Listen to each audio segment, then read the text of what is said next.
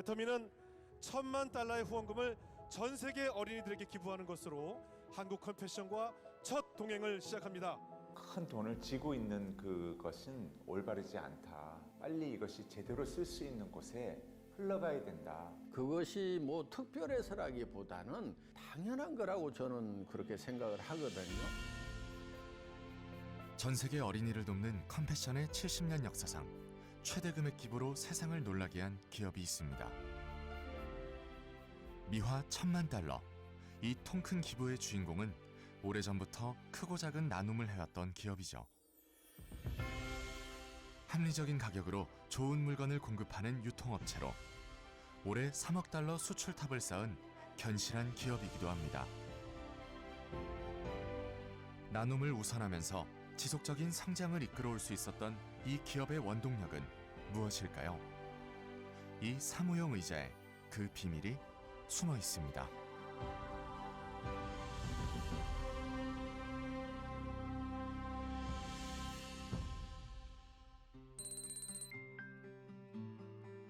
모처럼 햇살이 따스하게 내리쬐는 겨울 한날.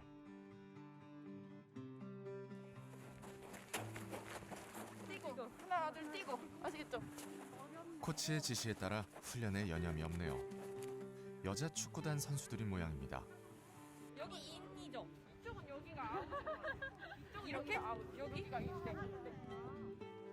그런데 공 다루는 솜씨가 영 어설퍼 보이네요. 신발끈마저 풀려 있어요.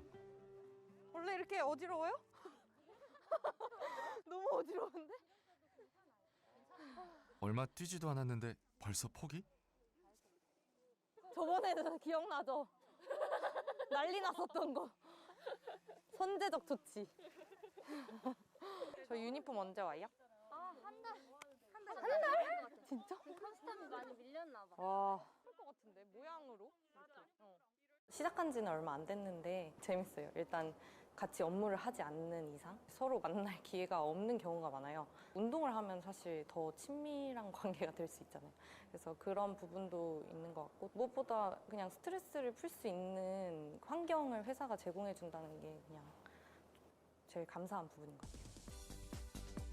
회사에서 지원을 받는 사내 축구 동아리입니다. 축구 붐에 힘입어 이제 막 출범한 따끈따끈한 동아리죠. 손발질 장난 아니었어. 다리 힘 풀렸어. 훈련은 퇴근 이후는 물론 업무 시간에도 가능합니다. 직원들의 표정이 유난히 밝은데요. 이유가 뭘까요? 제가 6년 차인데 비슷한 시기에 취업했던 다른 친구들이 일하고 있는 기업들이랑은 확실히 많은 차이가 있는 것 같고요. 그냥 저희 회사 이런 문화가 있고 지원이 있다는 거를 말해주는 것만으로도 놀라는 친구들이 상당히 많은 것 같아요.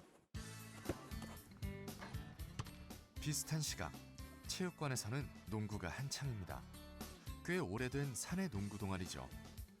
레포츠 전문 회사도 아닌데 일들은 안 하고 모두들 스포츠를 즐기고 있습니다.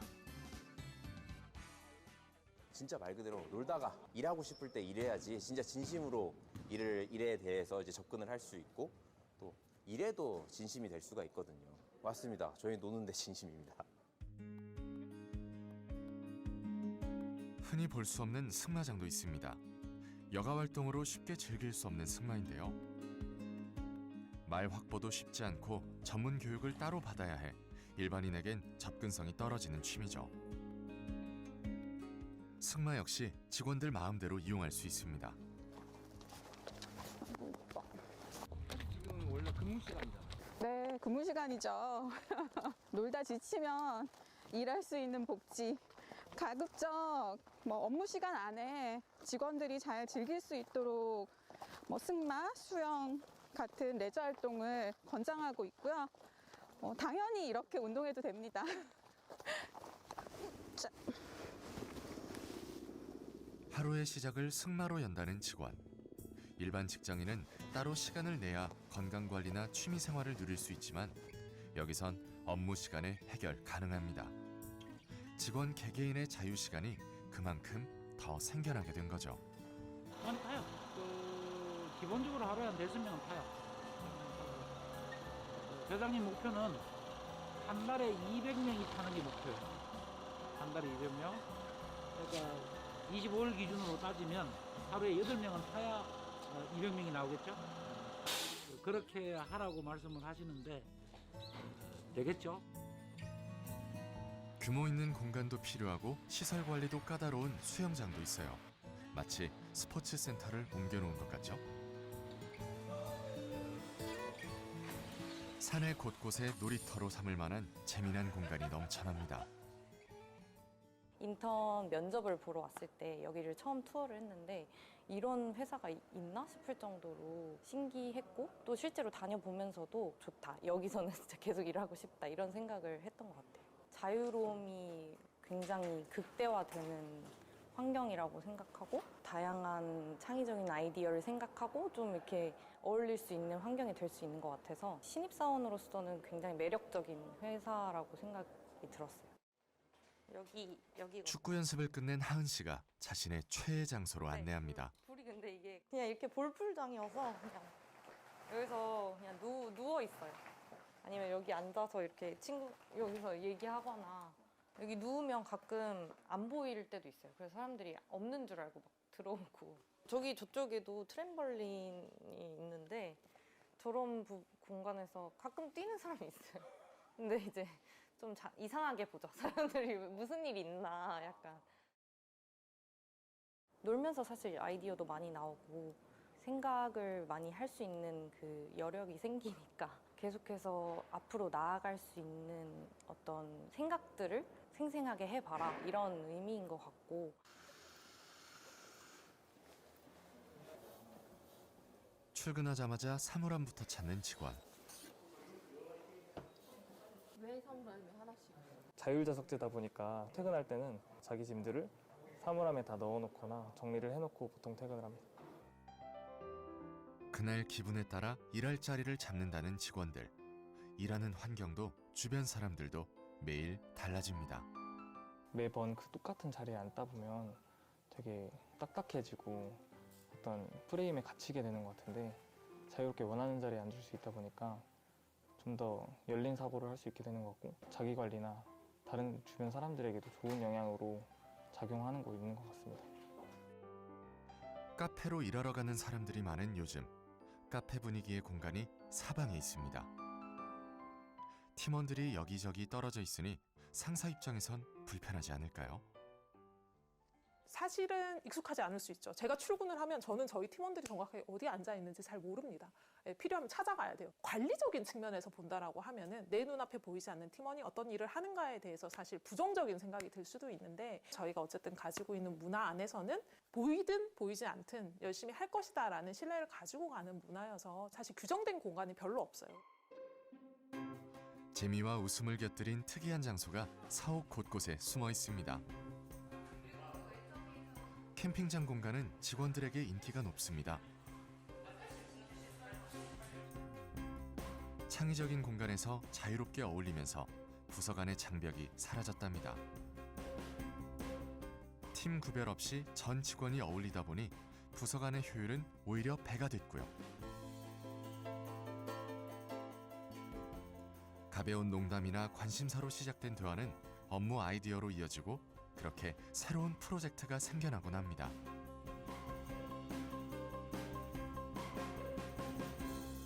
일하는 공간 자체가 되게 스트레스가 되지도 않고요. 업무를 한다기보다는 저희가 정말 노는 공간이라고 생각을 하고 자유로운 분위기, 좀 다채로운 분위기, 좀 재밌는 분위기가 있으면서 좀 더 편하게 저희의 의사를 표현을 하고 또 뭐 연차나 아니면 직급이나 상관없이 저희가 자유롭게 이야기를 할 수 있다는 분위기 자체를 좀 만들어주는 게 그 공간의 특징이라고 보시면 될 것 같아요.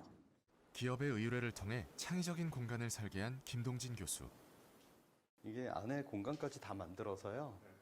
이렇게 실제로 공간 모형을 크게 만들면 이렇게 보시면 공간감이 다 드러나요.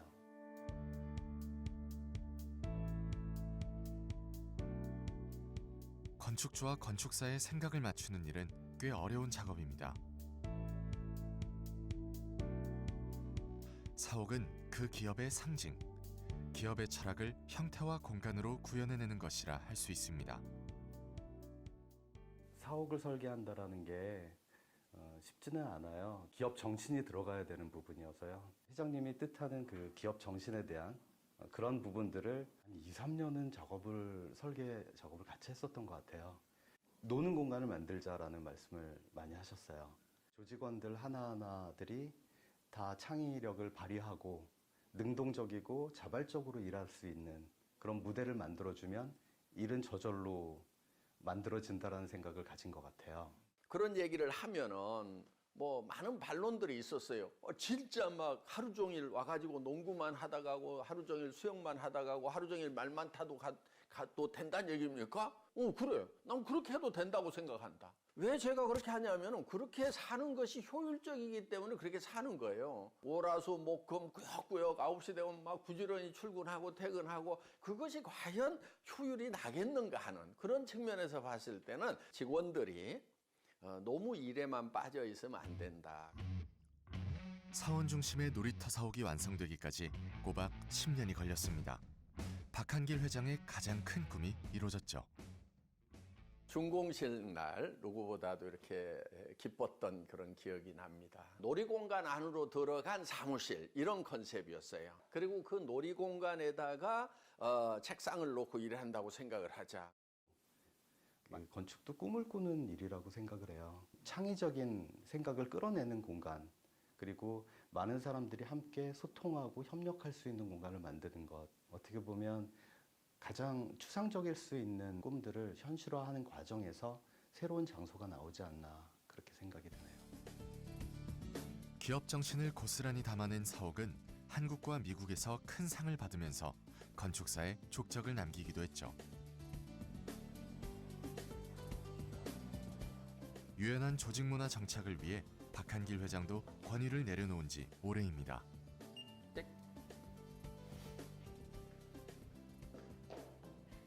신나게 달려와 가장 먼저 회의실에 도착한 회장님. 어서 와요. 어서 와요. 어서 와요. 복 너무 많이 받았어. 어제 커피 쏘셔가지고 다 가져가. 나 그만 받아도 돼. 저 처음에 썼던 글씨. 프로젝트가 생기면 수시로 나타났다 사라지는 회의. 이 사안에 대해 가장 잘 아는 직원이 책임자입니다. 인턴이나 신입사원이라도 상관없습니다. 근데 이거를 쓰고 나서 균형이 안 맞고 하는데 다 보정 작업을 해야 돼요. 네, 후보장 다 해서 할 건데 저희가 이게 아무래도 글씨를 쓴다기보다 예술적인 퍼포먼스를 보여주는 거기 때문에 상형 문자스럽게 나오는 게 좀 더 예술적으로 보일 것 같아요. 그것도 그렇고 몸 동작도 퍼포먼스잖아요. 그 느낌을 다 살려야 되니까 그럼 한번 초이스가 나보다 못하기만 해봐라. 그러니까 영상 찍을 때 이렇게 손들면 누구나 참석할 수 있다는 프로젝트. 회장이 참여했다고 주눅들지도 일방적으로 의견을 따르지도 않습니다. 대화가 끊이질 않죠. 뭐 찍는다든가. 사실 저도 처음에는 엄청 불편했었는데 오히려 회장님께서 동석을 해주시는 게 이게 방향성이 좀 충분하게 더 논의가 되고 설득을 시킬 수 있을 것 같아서 오히려 그런 기회가 많이 있는 거라 생각해서 좋습니다. 회장님이 지나가시다가 들어오시는 경우가 되게 많아요. 지나가다가 뭐 하니? 보다가 이런 회의 하고 있습니다. 같이 하자. 이렇게 되는 경우도 많고 회의할 때 저희가 사실 모든 의견들이 다 동등하기 때문에 회장님도 사실 의견은 동등하거든요. 직원들이 회장이 얘기를 해도 잘 안 들어요.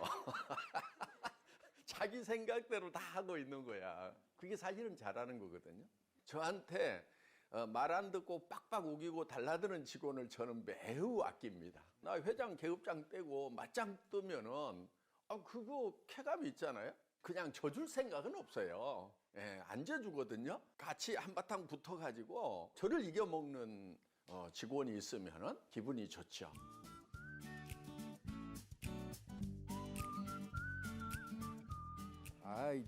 치워버려 그냥. 칸막이가 질비한 이곳은 박 회장이 특별히 신경 쓰는 공간입니다. 맞지? 이거 옆에 없으면 좋겠지? 그래야 옆으로 발 올리고 좀 더 편하게 일할 수 있잖아. 이거를 만든 의미가 땅 박혀서 쉴 수 있는 공간이었는데 여기 발을 못 뻗잖아. 여기는 잘했네. 한쪽으로 치워가지고. 사실은 예전에 이제 열린 공간이라고 하면 사실은 공장 시스템이 그렇거든요. 오너나 그런 위에 사람들이 또 일하는 것들을 이렇게 서로 이렇게 보고 감시하는 체계라든가 이런 무시무시한 근대 건축들이 많이 있었죠. 근데 여기 같은 경우에 회장님은 오히려 개방됐지만 개개인들이 좀 자유롭게 숨어서 일할 수, 좀 편하게 쉴 수 있는 공간을 같이 만들자라는 그 두 가지가 있었어요. 사람을 보는 관점의 차이인 것 같아요. 그러니까 사람은 원래 게을러 가지고 관리감독 감시를 하지 않으면은 그냥 자빠져 논다 이렇게 보는 관점이 있는 것 같고, 저는 게으른 사람은 없다 이렇게 보는 거예요. 엄마가 애들이 너무 바지런해서 힘들지 애가 게을러 가지고 힘든 엄마 봤느냐. 그런데 어느 날 갑자기 애가 게을러지는 경우가 있다 이거예요. 하라는 것도 안 하고. 이유가 딱 한 가지다. 지가 하고 싶은 것을 못하게 하고 하기 싫은 것을 하라고 하니까 그런 현상이 생기는 거다. 아, 여기 책상 좀 치우고 살으라니까.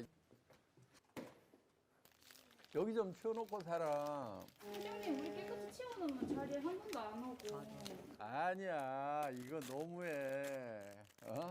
맞잖아. 할 수가 없네요. 여기는 또 뭐야? 사진 찍어놔야 되겠다. 회장님, 제보 기간을 주세요. 아니야. 이렇게 살아가는 직원들이 있다, 아마. 아니, 우리 사옥 아무리 예쁘게 잘 만들어 놓으면 뭐하냐, 이렇게 살면은. 회장님 진짜 안 돼요. 회장님 진짜 이거 아니거든요. 전사 톡방에 올라갔어. 올렸어. 나는 절대 과장한 것도 없고 팩트만 그냥 올렸을 뿐이야. 직원들의 의견은 어떻습니까? 이렇게. 얼굴도 확인해봐. 얼굴 나갔는지 안 나갔는지. 여기 얼굴 안 나가도 저희 여기 누구인지 다 알아요. 카페에서 이야기하고 있으면 스스럼 없이 오셔가지고 또 저희 의견, 생각도 어떤 생각을 하고 있는지에 대해서도 들어보시고, 그리고 회장님 본인도 요새 무슨 생각을 하고 계신지, 뭐가 고민인지에 대해서 말씀을 하시면서 다른 회사들이 하는 그런 회장님과의 시간? 원래 회의? 이런 그런 훈화 말씀 같은 것보다 오히려 그렇게 수시로 만드는 소통 시간이 직원들한테 더 먼저 더 깊게 다가오는 건 있어요. 아니, 알아서들 한다고 안 찾아오니까. 다른 회사는 사인을 받아야 일을 하는데, 그러니까 가만히 앉아있어도 들고 올 수밖에 없는데, 우리는 그냥 제 사인 없이도 다 집행을 할 수가 있어요. 그러니까 잘 안 찾아와. 선결제도 회사의 중심 문화입니다. 상명하복 문화가 없어 일을 추진하고 만들어내는 권한은 모두 직원 개개인에게 있습니다. 자장격지라는 어떤 그 내부적인 그런 캐치프레이즈가 있습니다. 장수가 된다는 말은 자기가 그 의사결정의 주체가 돼서 일을 하라는 말이기 때문에 직원이 가지고 있는 권한을 본인이 최대한 제대로 발휘하는 것이 책임을 다하는 거다. 그런 권한을 행사해서 발생되는 성과가 회사의 몫이 되는 거 아니겠습니까? 그렇게 함으로써 생기는 어떤 여러 가지 문제점에 대한 책임도 회사가 떠안는 것이 마땅하다. 실패를 결론으로 보는 것이 아니라 과정으로 보는 또 다른 시각을 가지고 있기에 가능한 거죠.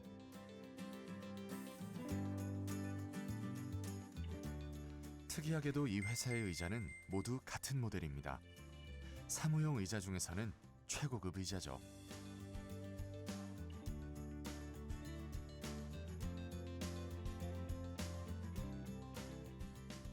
전 직원이 똑같은 의자를 사용하고 있습니다.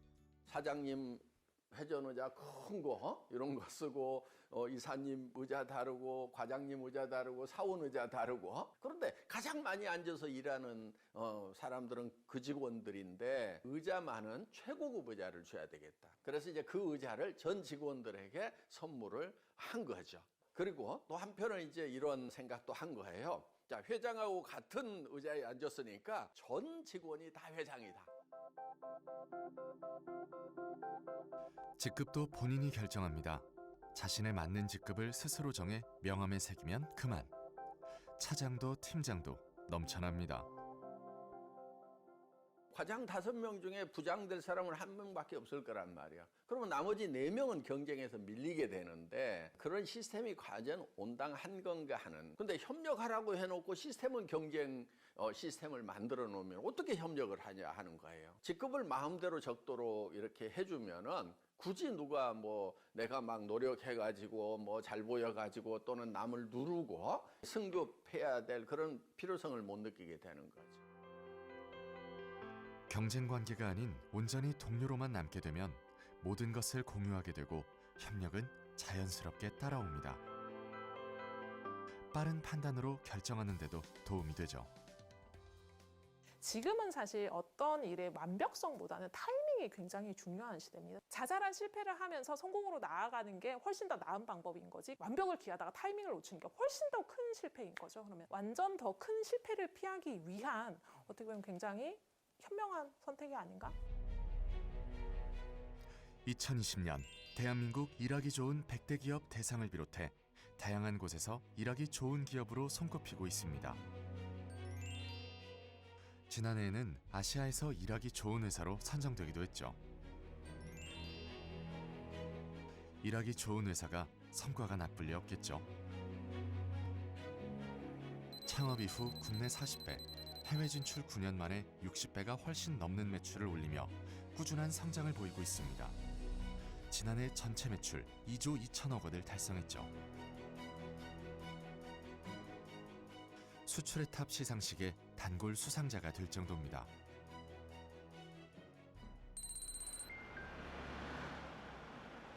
애터미 주식회사 매년 7월부터 이듬해 6월까지 1년 동안 직간접 수출 실적을 집계해 해당 금액을 초과 수출한 기업에 수여하는 수출의 탑.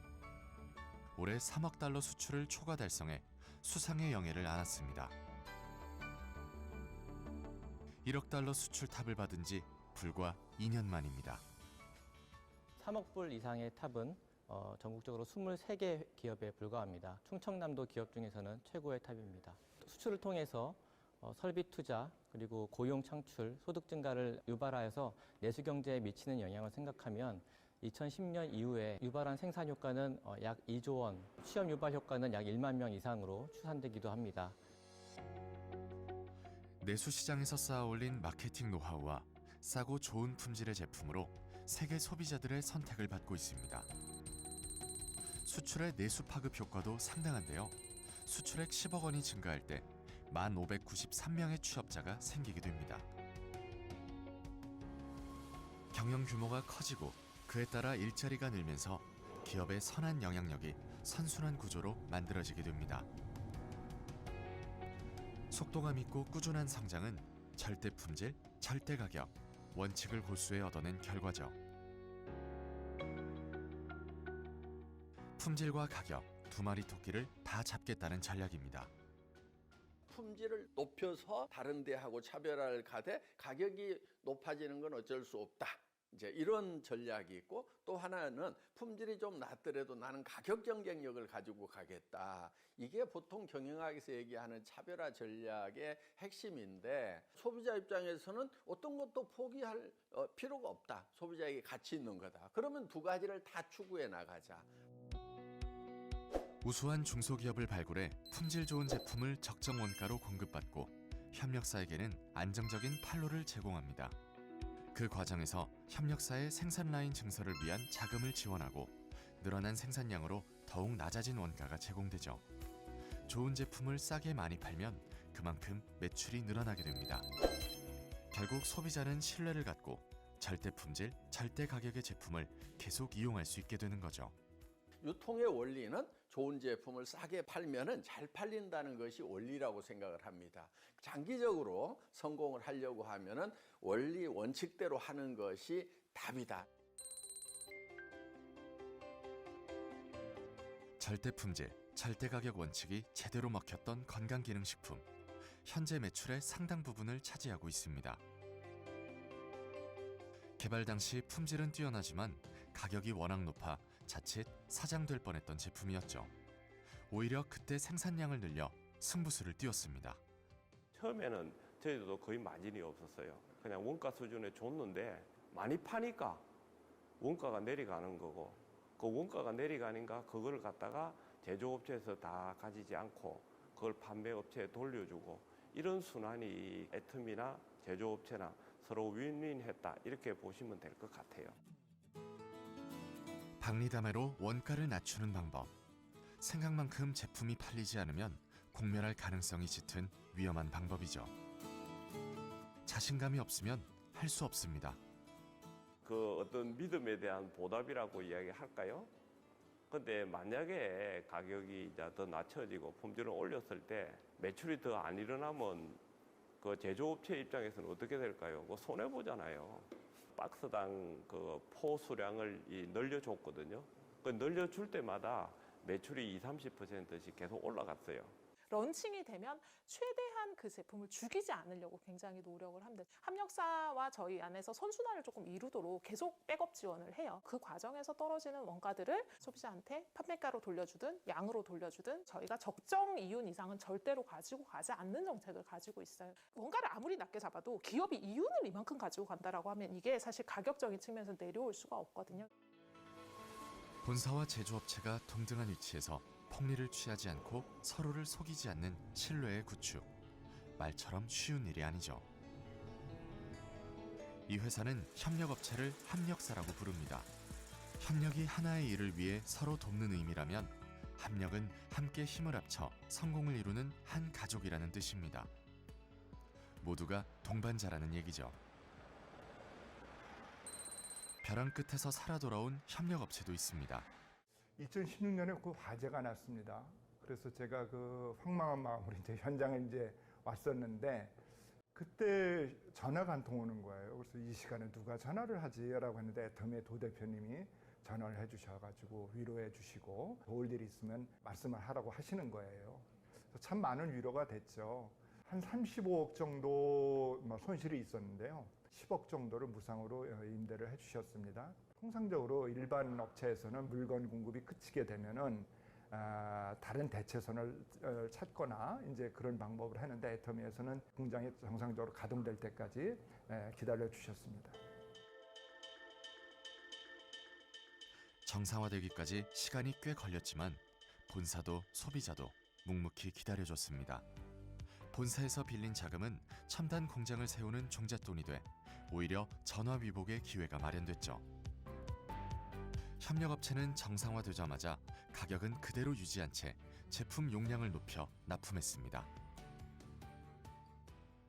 관심만 가지고 있으면 알 수 있어요. 중소기업 하면은 당연히 자금이 충분하지 않다는 거, 또 판로가 불안하다는 거. 그러니까 우리는 일품일사원칙위에서 한 번 거래를 하면은 도덕적 해이가 없는 이상은 끝까지 같이 가겠다. 저는 합력사에게 제가 갑을병정에 정쯤 되지 않나 네, 합력사들을 모시고 있어요. 왜냐면 저희한테서 나오는 모든 제품의 품질은 저희랑 합력사에서 만들어지는 품질이거든요. 근데 그 라인에서 일하시는 분들, 생산 라인에서 일하시는 분들이 마음이 불편하고 나쁜 마음을 가지고 계셔서는 그 품질을 절대로 맞출 수가 없어요. 모든 일들은 아직은 사람이 하는 범위 내에 있기 때문에. 네트워크 마케팅 사업은 시장의 반응이 생명과 같습니다. 첫 구매를 넘어 재구매가 이루어지게 하려면 소비자의 마음을 열어야 하죠. 이 회사의 반품률은 0.2% 전후로 유통업계 최저 수준입니다. 소비자도 합력의 개념으로 바라봅니다.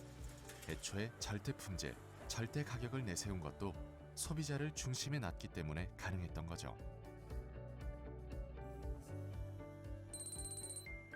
그런 노력이 통했는지 지난해 소비자 중심 경영을 재인증받았습니다.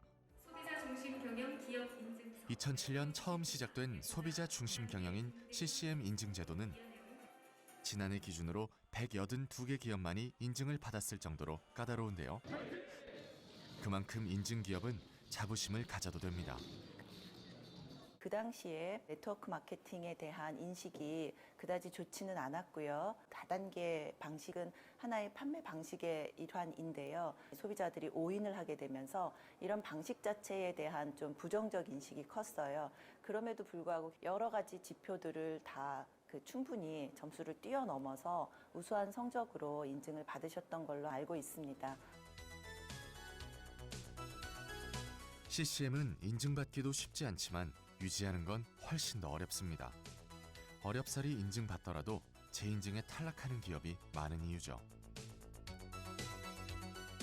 고객의 성공이 기업의 성공이라는 의지가 통한 셈입니다. 지난해 10월 귀한 손님들이 회사를 방문했습니다. 어렵게 번 돈을 귀하게 써줄 분들이죠. 이제 우간다 아이들을 좀 도와야 되겠다. 가난성에 있는 아이들이 있는데 그 아이들을 다 도울 수는 없지만 그래, 또 100명의 우간다 아이들 한번 살려보자. 죽을 수밖에 없는 그 순간에서 살아서 우리 눈앞에서 멋지게 키워져 멋진 성인으로 세워지는 그것을 보신다면 이 세상의 어떤 기쁨과 행복과도 비교될 수 없는 그것을 누리시게 될 것입니다. 애터미는 $10,000,000의 후원금을 전 세계 어린이들에게 기부하는 것으로 한국 컴패션과 첫 동행을 시작합니다. 기부하는 곳을 철저히 조사하고 같은 곳을 바라보는지 확인한 뒤 아낌없이 나눕니다.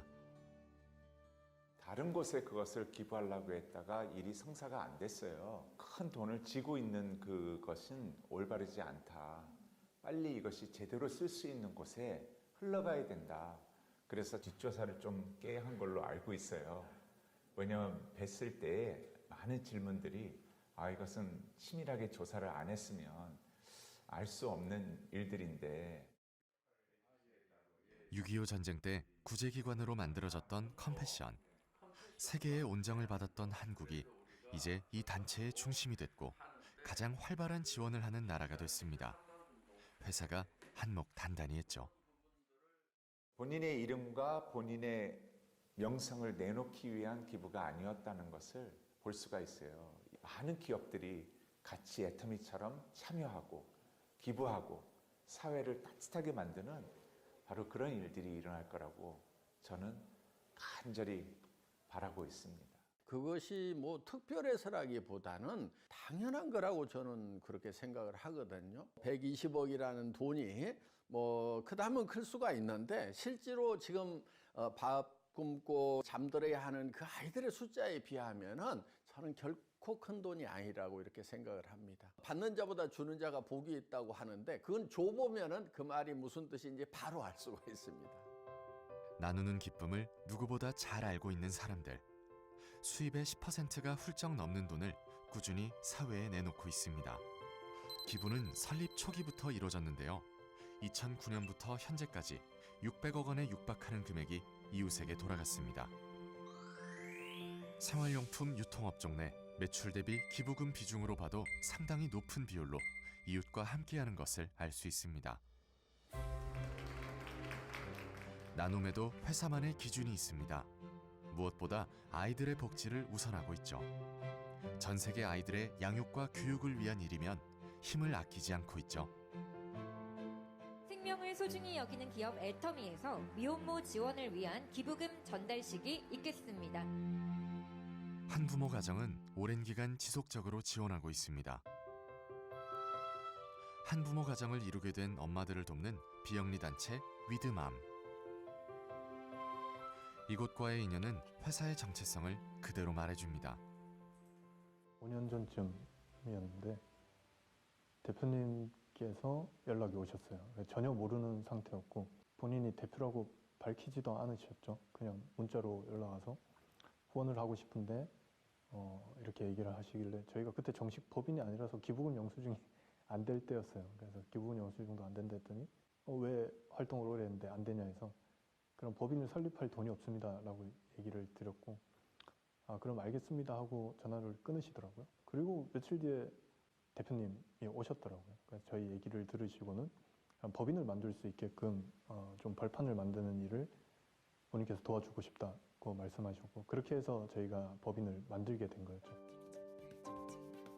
생애 한가운데서 선택의 기로에 놓인 이들이 용기를 냈을 때 회사는 그 손을 잡아줬습니다.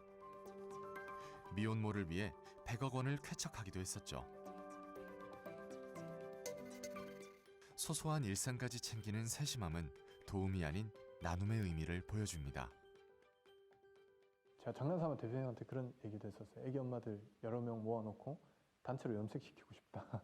본인이 원하는 브랜드가 있을 거고 본인이 원하는 옷이 있을 건데 거기에 맞춘 것들을 좀 해주고 싶다라고 말씀드렸는데 또 대표님이 또 굉장히 흔쾌히 알겠다고 해주시더라고요. 어떨 때는 애터미가 헷갈릴 때도 많죠. 사실은 기업이 아니라 저희같이 비영리 단체를 하는 단체인가 헷갈릴 때도 있을 만큼 굉장히 적극적이시고 또 좋은 일에 있어서는 공격적으로 함께 해주시고 가까운 곳부터 작은 것부터 지금 당장 회사 나눔의 기본 원칙입니다.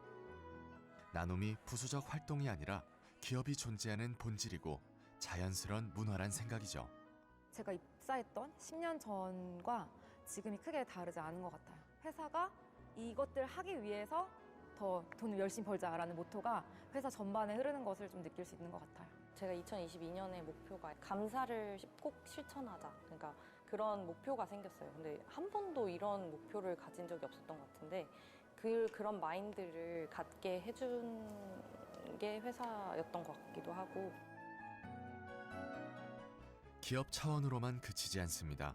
회원들은 SOS 나눔회를 만들어 자발적인 나눔을 이어오고 있는데요. 10억 원이 넘는 돈을 기부한 개인 기부자도 있답니다.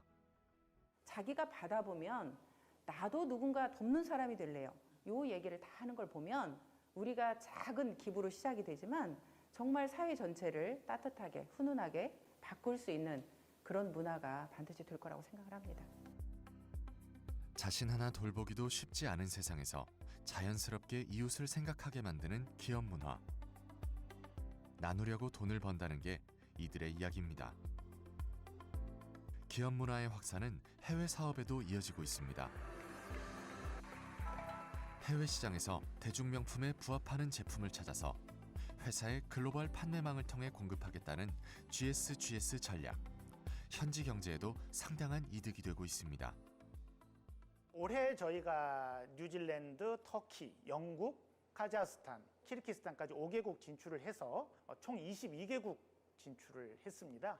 지금까지 진출했던 해외 국가들을 보면 회사가 먼저 법인을 만들어서 오픈하기 전에 저희 제품이 먼저 그 나라의 소비자들한테 인정을 받고 인정받으면 받을수록 저희가 글로벌로 더 확산될 수 있는 기회는 많아진다고 봅니다. 제품이 입소문이 나면 해외 진출을 요구하는 현지 목소리가 높아지면서 자연스럽게 현지 법인이 설립됩니다. 절대 품질, 절대 가격으로 소비자의 마음을 사로잡고 현지에서 번 돈은 현지인에게 돌려주는 전략을 쓰고 있죠. 그곳의 아이들에겐 어떤 돌봄이 이루어져야 하는지 고민하고 그 일부터 먼저 추진하고 있습니다.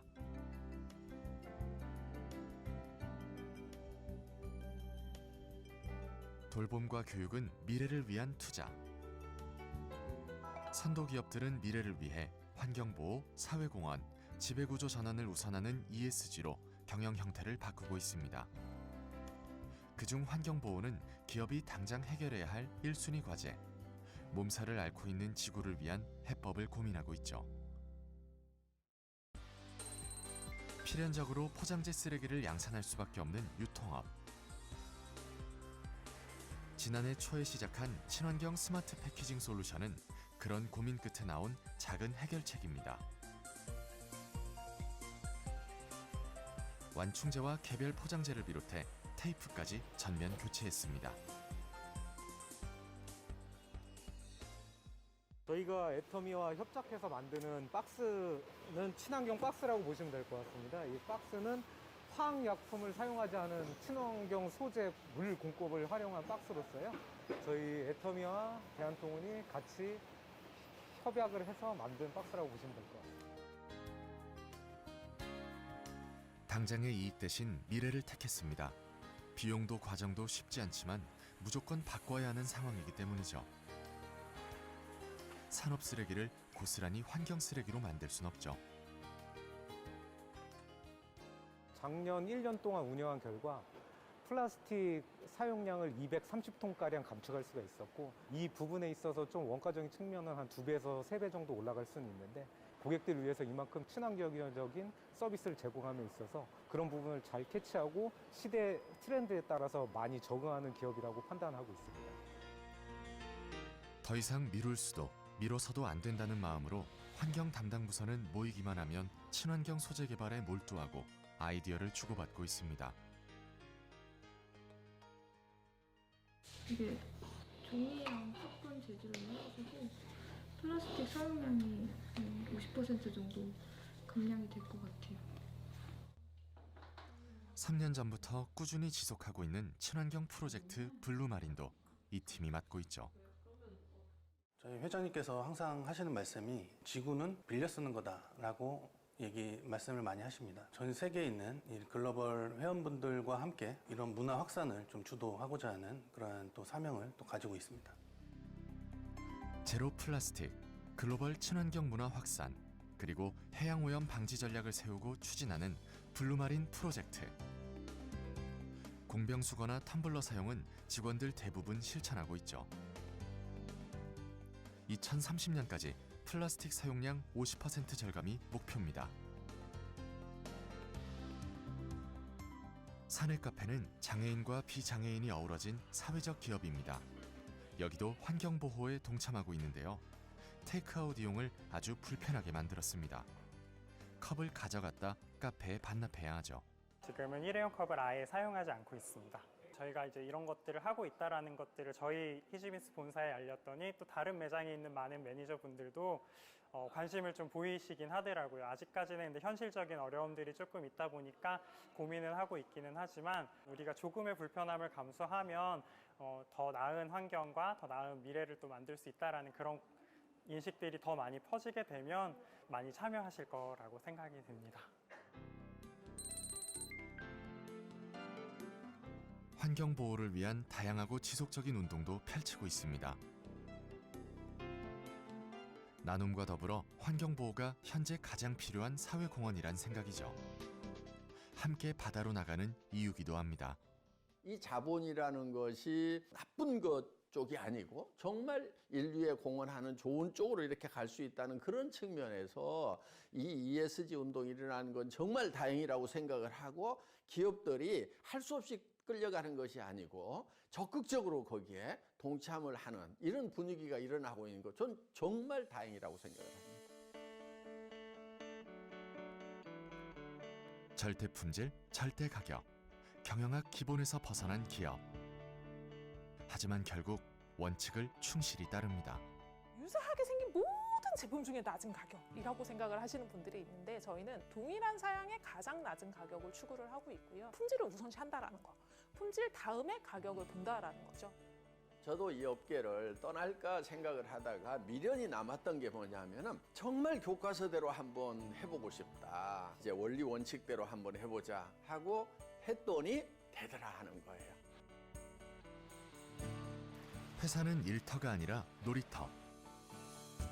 숨어있는 공간에서 놀다 지치면 하고 싶은 것을 하라는 궤변을 늘어놓는 기업. 놀면서 이제 생각 많이 하고, 놀면서 사실 아이디어도 많이 나오고. 이런 여가 활동을 통해서 좀 마음의 장벽을 허물고 하나가 되는 이런 순간들이 일을 더 잘할 수 있게 해주는 것 같고요. 이윤 추구는 기본적인 기업의 목적. 하지만 이윤보다 이웃과 나누며 함께 잘 살기 위해 활동을 한다는 특이한 기업. 지금도 항상 고맙게 생각하고 있는 거는 저희들에게 주목을 많이 해주셨죠. 너무 따뜻했고 그 관심 때문에 저희는 더 열심히 일할 수 있는 거라서. 돈만 버는 게 아니라 결국에는 내가 어려운 사람을 쳐다볼 줄 아는 마음, 이런 게 진정한 성공이 아닌가. 내 아이가 잘 살려면 옆집 아이도 잘 살아야 되거든요. 그걸 깨닫고 나니까 당연히 해야 될 일이고. 모든 것을 개개인의 자유에 맡기고 간섭은커녕 직급도 없는 희한한 기업. 정말 저희 마음대로 할 수 있어요. 정말 그런 것 같아요. 계속적으로 이제 새로운 형식들을 만들어 나가면서 진화하는 회사다라는 생각을 했거든요. 손은 이거 이러면 이 기업의 독특하고 신선한 혁신 문화는 많은 것을 가능하게 했습니다. 틀에 갇히지 않고 자유로이 꿈꿀 수 있기 때문이죠. 엉뚱한 사람들이 좀 들어오면 좋을 것 같아요. 그래서 제가 생각 못했던 그런 것들을 좀 하겠다는 그런 직원들이 좀 들어왔으면 좋겠다. 꿈 하나밖에 없던 그 시절에도 정직과 선함으로 성장을 해왔고 앞으로도 이 정직과 선함으로 꾸준하게 해나갈 겁니다. 누가 알아주든 알아주지 않든 그렇게 해나가는 것이 애터미에 가야 될 길이라고 생각을 합니다. 혁신 경영은 이런 것이 아닐까요?